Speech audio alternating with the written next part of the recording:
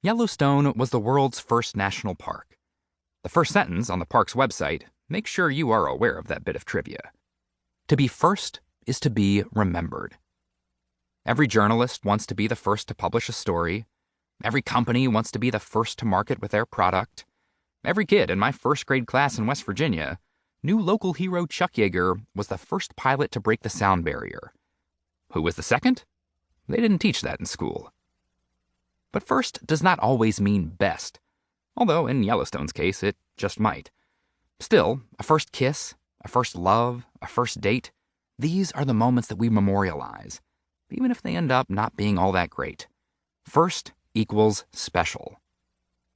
That may be why there are so many spots that claim to offer the first view of the sunrise in the United States.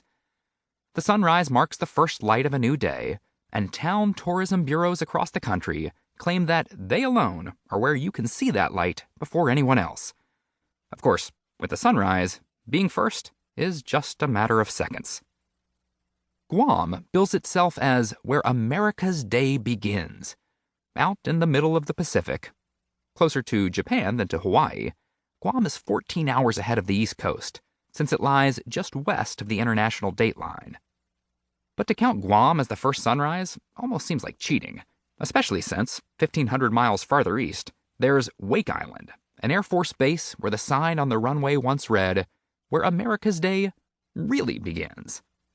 Dang, Wake Island. Way to throw a little sunrise shade.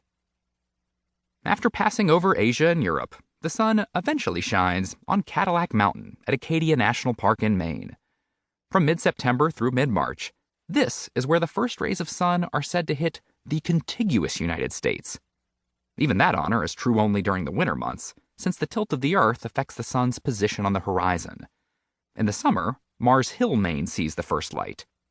And since both spots are pretty remote, Eastport, Maine advertises itself as the first city to see the sunrise. Perhaps there is a reason an asterisk looks just like a sun. Anyway, as far as I can tell, on January 1st, the highest peak of Acadia National Park is the first place in the contiguous United States to see the sunrise. The first sunrise on the first day of the year. And so that's where I decided to kick off my quest to see every national park in the country. I knew it was going to be a busy year. I wanted to get a head start. In the summer, tour buses can drive to the top of Cadillac Mountain in a matter of minutes. But in the winter, the road shuts down. Everything shuts down. In the nearby town of Bar Harbor, even big chain hotels put up "See you next spring" signs. Only a few restaurants stay open, feeding the locals who've decided to brave the winter. Those who stay have a national park to themselves. Acadia gets 80% of its visitors in just 4 months of the year, but it's gorgeous in the winter.